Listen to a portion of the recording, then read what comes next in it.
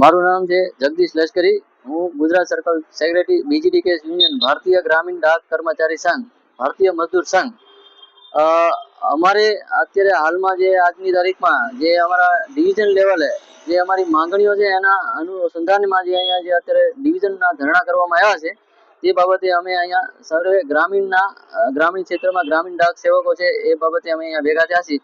એમાં અમારી મુખ્ય માંગણી જે છે એ અમારી 8 પે કમિશન છે, 8મું પગાર બંધ છે, જેમાં જે 1/1/2026 થી અમને જે લાગુ થવું પડે એ અમને બાકાત રાખવામાં આવ્યા છે। એ બાબતે અમે સરકારની સામે અમે રજૂઆત કરવા માટે અમે ધરણા કરવામાં આવ્યા છે। તે બાબતે અમે માનનીય શ્રી સુપ્રિન્ટેન્ડન્ટ સાહેબ છે એમની સાથે મુલાકાત કરી અને જે અમે આવેદનપત્ર આપવાના છે એ બાબતમાં અમે આવેદનપત્ર અમે સુપ્રિન્ટેન્ડન્ટ સાહેબને સુપ્રત કરવાના છે।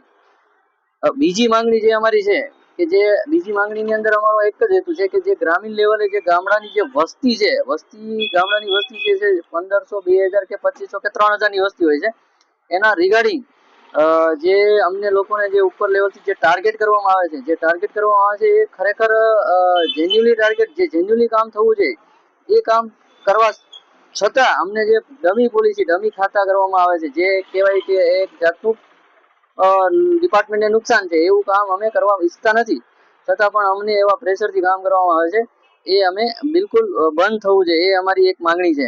બીજું કે અમારી ગામડાની સિચ્યુએશનના પ્રમાણે જે અત્યારે ડિજિટલ ટ્રાન્ઝેક્શન એટલે કે ડિજિટલ બેન્કિંગ સિસ્ટમ કે જેવા કે આધારનું કામ જે સરકારે અમને સોંપ્યું છે એ પણ અમે કામગીરી કરી છે। જે ડિજિટલના માધ્યમથી જે પણ ટ્રાન્ઝેક્શન, જે પણ કામગીરી છે અમે દરેક ગ્રામીણ લેવલે પણ કરીએ છીએ, છતાં પણ અમને આ બાબતમાં બાકાત રાખવામાં આવે છે। તે બાબતે અમે આજે સુપ્રિન્ટેન્ડન્ટ સાહેબ પાસે મુલાકાત કરી અને આવેદનપત્ર અમે આપવાના છે।